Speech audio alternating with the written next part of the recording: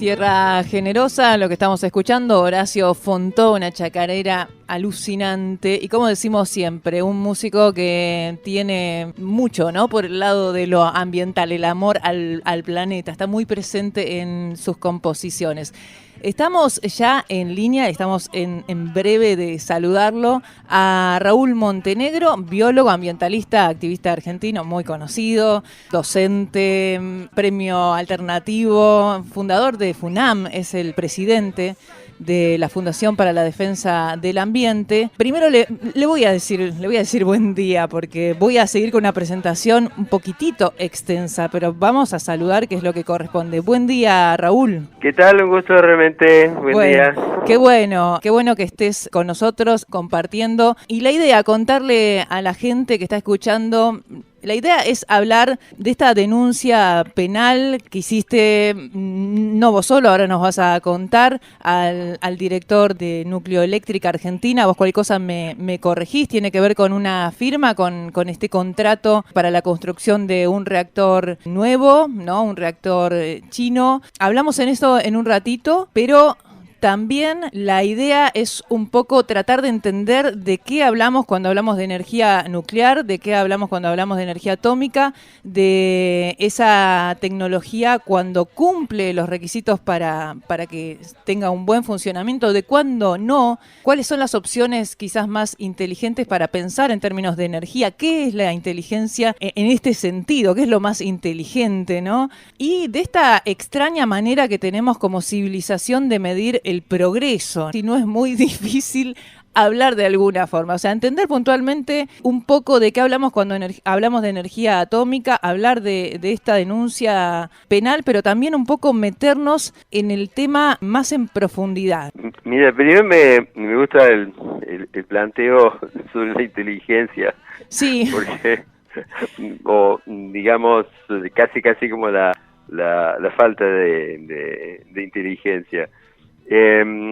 Sobre el contexto primero del hecho en sí, lo que he venido pasando es que tras una política de Estado, o sea, asumida como que es algo que han impulsado varios gobiernos al mismo tiempo, la idea de instalar un nuevo reactor nuclear en Argentina y un reactor de origen chino, un Hualong-1, que aparte tiene muy pocos años de funcionamiento en la propia China, es algo que ha sido compartido por las gestiones de Cristina Fernández de Kirchner, Mauricio Macri y ahora Alberto Fernández. O sea, de que se pueden estar peleando en una cantidad de cosas, pero en esto han pensado igual. O sea que los tres han mostrado una curiosa falta de inteligencia en este por lo menos en este capítulo que tiene que ver con la energía nuclear.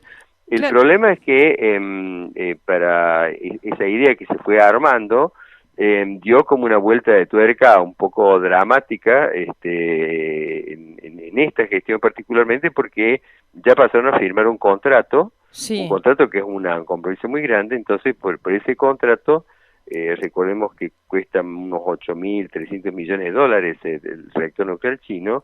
Directamente se arrogaron el derecho de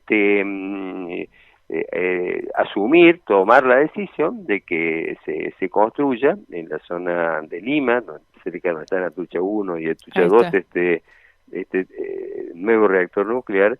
Y bueno, frente a eso, lo que tanto Juan Smith, el abogado por acá, por Córdoba, con el que trabajamos en forma conjunta, y Fabián Maggi en Buenos Aires, hicimos una presentación judicial en la Fiscalía de Campana, en la provincia de Buenos Aires, y por suerte el fiscal lo ha girado el juez de Campana, así que allí está, ¿no? Ese es el hecho, una decisión absolutamente ilegal, porque no hubo estudio de impacto ambiental, no hubo audiencia pública. Directamente no hubo, perdón que te interrumpa, directamente estamos hablando de que no hubo estudio de impacto ambiental.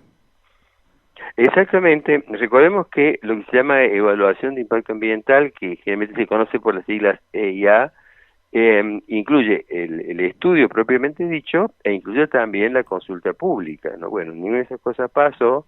Entonces de allí la presentación judicial, pero como decías vos, me parece que era importante marcar que no se trata solamente de un hecho judicial o de una decisión que violó una norma, sino que realmente el propio programa nuclear argentino, me refiero al hecho de seguir impulsando reactores nucleares de potencia, es algo absolutamente absurdo, pero que solamente puede darse cuando hay sociedades desinformadas o sociedades mal informadas.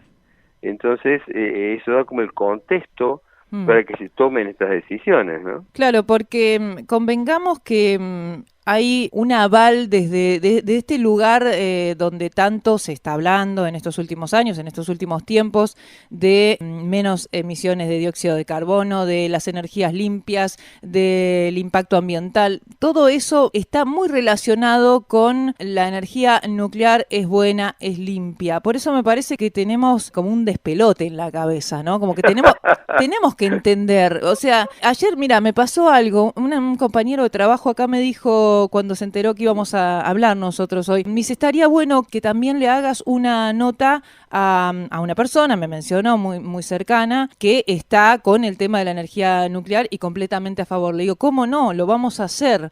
Yo quiero entender de alguna manera, soy quien está acá, pero pienso que muchos queremos entender realmente los pro y los contra, pero a un lugar profundo. O sea, si yo hago algo que tiene un montón de beneficios, pero por ejemplo después no sé qué hacer con una pieza que me sobra o con un residuo, ¿no? Pensando en los residuos contaminantes, radioactivos, entonces no está terminada la idea de que eso es bueno. ¿Podemos ir un poco por ahí? Que nos expliques un poco cómo funciona Cómo esto. no. Primero un hecho que parece que es interesante asociado a una cifra.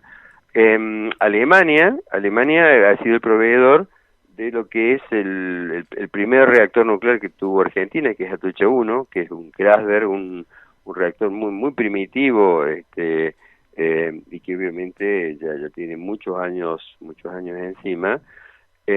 Alemania, que es además, yo creo que no hace falta decir que para muchísimas sociedades es vista como un ícono tecnológico, insisto, ha sido quien nos ha dado el primer reactor nuclear de Argentina, decide abandonar por completo la energía nuclear de potencia. Esa energía nuclear de potencia es cuando se usa un reactor para producir electricidad. Y esa es una decisión contundente, la misma que tomó, por ejemplo, Italia. Es decir, esto no deja de ser interesante. O sea, Claro.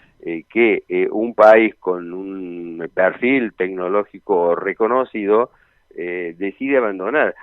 No se le, yo dudo que haya un país que quiera abandonar, por ejemplo, las energías sustentables, o los paneles fotovoltaicos, o de pronto un molino. Ahora, ¿por qué es que Alemania abandona? Teniendo la capacidad económica que tiene y el nivel tecnológico.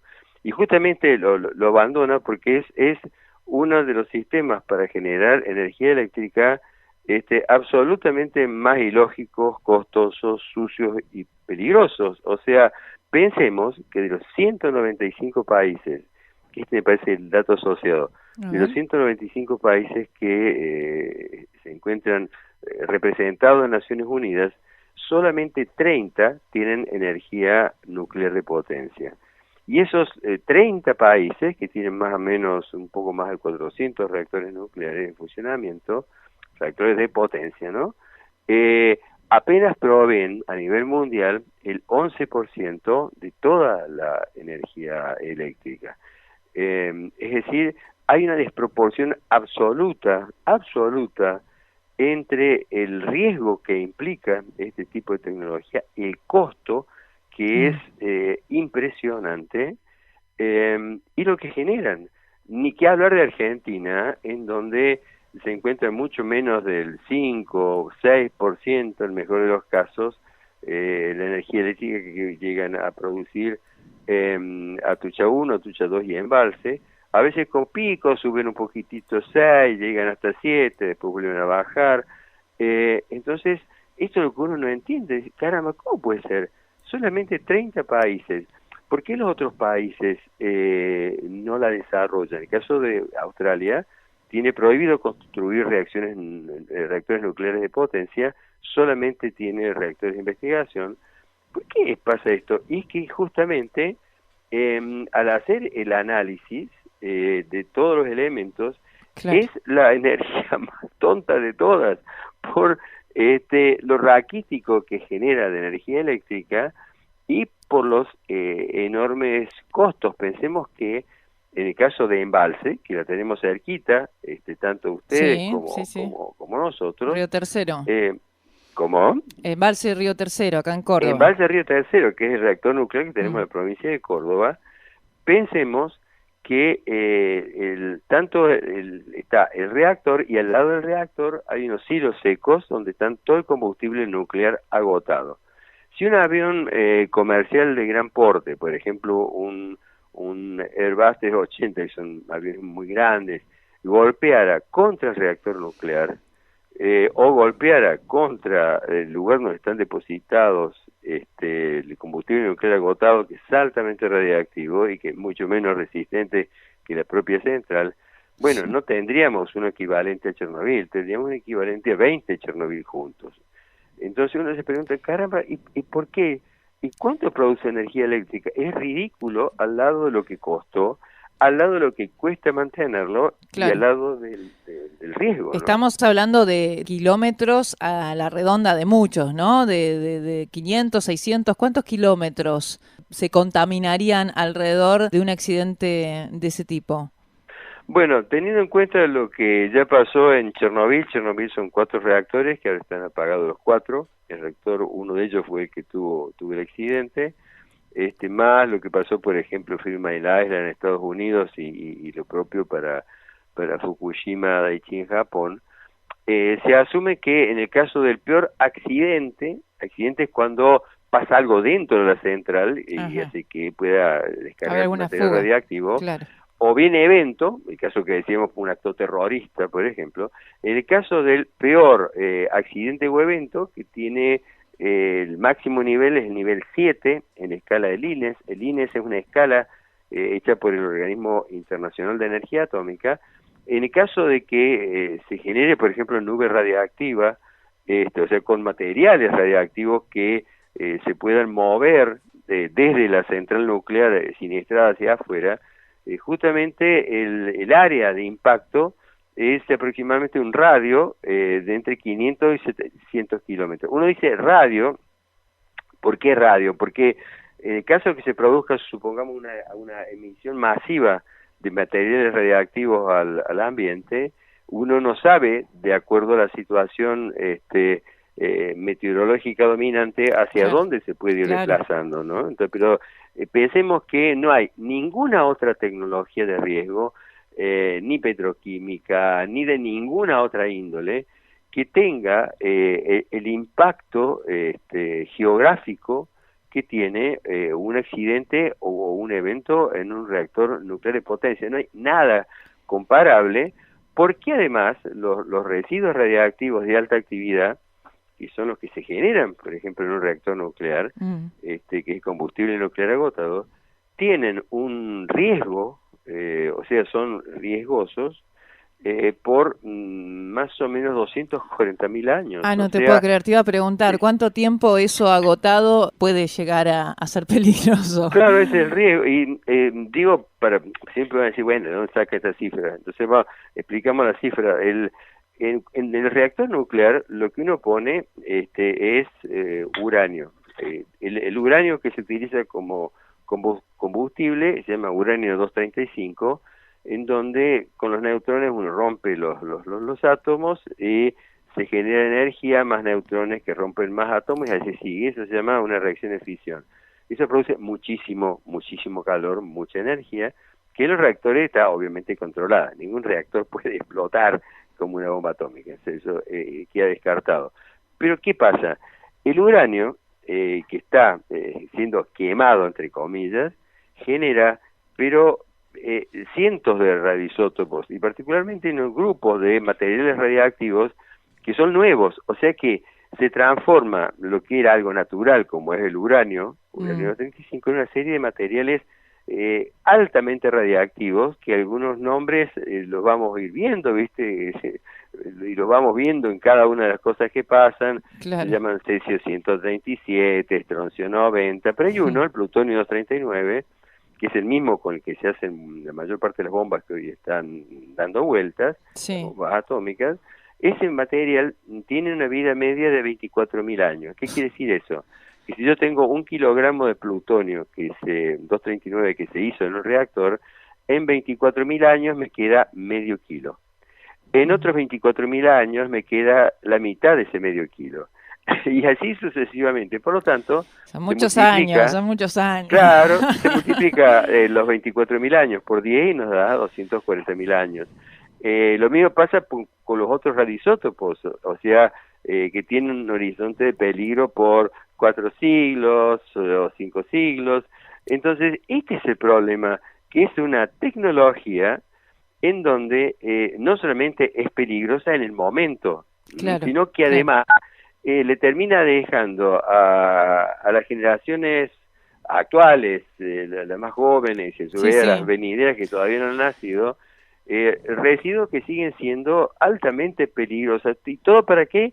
Para producir ese raquítico 11% a nivel internacional o ese despreciable 3, 4, 5% que se produce en Argentina a costos atroces. Por eso es que uno dice, ¿por qué es una energía tonta en donde los únicos que la terminan empujando es el propio lobby nuclear, la gente vinculada al sector nuclear, porque la justifica, y la patria contratista, que es la que cuando se hace un reactor nuclear tiene enormes ganancias y por eso están todos tan contentos, digo, la patria contratista, con esta posibilidad de un reactor nuclear chino one-on-one, ¿no? Sí, sí, sí. Bueno, se abren varios caminos a seguir en cada comentario prácticamente que estás haciendo, porque ahí también podríamos hablar, y lo escuché esto hace poco en una nota que nos pasaste, te preguntaba, el periodista que no sé quién es, sobre justamente cuánto de todo este movimiento de generar energía de esta forma se queda acá y cuánto tiene que ver en realidad con lo que se va, con lo que se fuga y termina siendo para otros intereses que no son realmente los nacionales, ¿no? Eso por un lado. Y por otro lado, podríamos decir entonces que si estuviéramos hablando de esta tecnología bien hecha, con todo el estudio de impacto ambiental como corresponde, con audiencias públicas, de todas maneras podemos decir que es riesgosa igual, ¿no? Eso está a las claras. No, es que por eso decía que es la menos inteligente de todas las generaciones de energía eléctrica. Eso debe quedar claro y es fácil demostrarlo con números, no hay forma de distorsionarlo, o mejor dicho, justamente muchos de los sectores pronucleares lo que hacen es distorsionar, es no considerar el conjunto del sistema, los enormes riesgos del conjunto de ese sistema, los costos que tiene. Entonces, pensemos, primero tenemos un sistema, en el caso de la provincia de Córdoba, en el caso de Argentina, un sistema en donde los gobiernos, en Córdoba estamos muy acostumbrados con los caprichos, digo, los gobiernos, por ejemplo, el caso de Schiaretti, tienen un capricho, quieren hacer tal cosa, entonces la piensan, buscan financiamiento, la deciden, y después, si pueden, hacen el estudio de impacto ambiental, o sea, se violan las normas, y eso contrasta, por ejemplo, el caso de Estados Unidos para un reactor nuclear nuevo, que no está construyendo reactores nuevos Estados Unidos. Estados Unidos, por ejemplo, dura 12 años el estudio, de los cuales 3 años consulta con las comunidades que van a ser más afectadas, las más cercanas. 12 años. Claro. Acá directamente se toma la decisión, se firma el contrato, Axel Kicillof mira con una sonrisa, Alberto Fernández también, y por un proceso que, insisto, involucró como impulsores tanto a Cristina Fernández de Kirchner como Mauricio Macri. Es decir que no hay ninguna tinte partidario, todos tienen la misma responsabilidad. Sí, sí. Entonces, allí es donde uno entiende cómo se dan estas cosas, de que desde el punto de vista ya legal se está violando totalmente, pero desde el punto de vista técnico Claro. es absolutamente absurdo producir una energía con tantos riesgos, tan tremendamente costosa. Pensemos que un reactor nuclear solamente tiene una vida útil entre 30 y 60 años, nada más. Y después nos quedan todos los residuos, que además, porque esto es interesante, Alemania abandona el plan nuclear, deja de ser nuclearista. No, ¿por qué? Porque todos los residuos van a seguir estando por más de 2000 siglos con su peligro, vamos a tener que cuidarlos y vamos a tener que gastar enormes cantidades de energía, de recursos económicos, para mantener lo que ya se produjo. Entonces, digo, en el momento en que los países más inteligentes no quieren energía nuclear, Sí.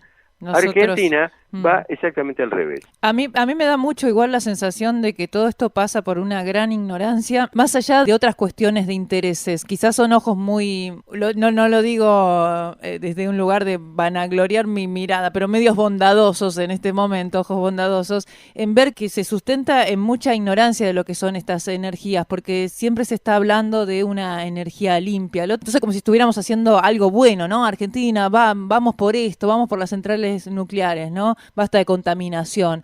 El otro día lo escuchaba al ex secretario de Energía, Emilio Apud, en un programa de televisión, justamente hablando de la construcción de Atucha 3, mencionó en un momento que esta construcción es un prototipo. Había tenido mencionó fallas en cañería, lo cual te prenden todas las alarmas en la cabeza, ¿no? Porque me imagino que no se arregla con teflones. ¿Cómo? ¿De qué estamos hablando? ¿Es así? ¿Es un prototipo? ¿Se va a experimentar con Atucha 3? Bueno, el Walloon One está obviamente construido en funcionamiento en China y tiene muy pocos años de funcionamiento y ya ha tenido accidentes. Y también creo que hay otra cosa que debe quedar claro. Es una tecnología tan absurda en su diseño general que no hay un modelo repetido. Uno puede tener, por ejemplo, de pronto determinados modelos de vehículos se hacen igualitos uno igualito el otro. El caso de cada reactor nuclear es de alguna forma exclusivo, aunque tenga la misma estructura general.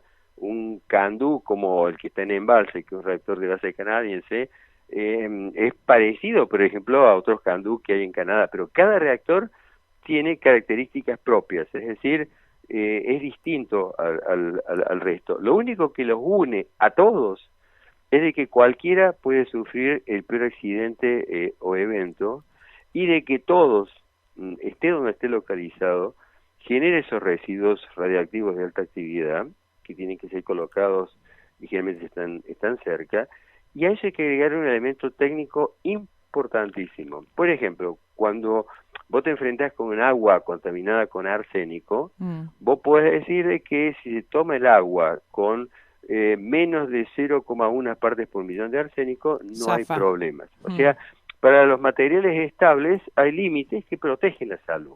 En el caso de la radiación, esto no es así. Cualquier nivel de radiación, incluida la radiación de fondo, que es natural, tiene riesgos. Eso es otro elemento que hay que tener en cuenta. Entonces, cuando a uno le dicen, sí, pero en el caso de Embalse, descargan cesio 137, estroncio 90, iodo 131, 33, a valores internacionalmente aceptados. Ahí está la palabrita, aceptados. ¿Qué quiere decir aceptados? Se sabe de que como cualquier valor de radiación tiene su riesgo, entonces se pone en una especie de balanza muy particular, diciendo, bueno, anda mal la balanza también, puede fallar. Como lo necesitamos, vamos a aceptar las muertes que puedan producirse por funcionamiento rutinario y normal, o los efectos que puedan producirse. Por eso se llaman valores aceptados, no son límites. Entonces, debe quedar en claro de que no hay ningún valor de radiación ionizante que sea inocuo. Y además nos vuelve vulnerables. Pensemos que en Ucrania hay 15 reactores nucleares en funcionamiento. Por Dios. Y es tal vez eso no se ve tanto en las noticias, pero esta es una guerra casi quirúrgica. ¿Por qué? Porque no se pueden atacar los reactores nucleares de potencia, es decir, se pueden atacar. El problema es que si le llegan a colocar o llegan a atacar un reactor y se llega a liberar material radiactivo, no solamente perjudica a Ucrania, sino que la perjudica también a Rusia. Entonces, tener reactores nucleares de potencia hace muchísimo más vulnerable a un país. Y en el caso de Argentina, como la provincia de Río Negro, en una movida espectacular, le dijo no al reactor chino. Yo estuve incluso en la marcha que se hizo, por ejemplo, allí en la provincia de Río Negro. La gente le dijo que no, y el gobierno finalmente aprueba, manda un proyecto y se aprueba en la legislatura un proyecto que prohíbe la construcción de reactores con el Walloon One. O sea, ahí se terminó. Entonces, ¿qué pasa? Como se veía que había rechazo, entonces, bueno, vamos a mandarlo al lado de Atún.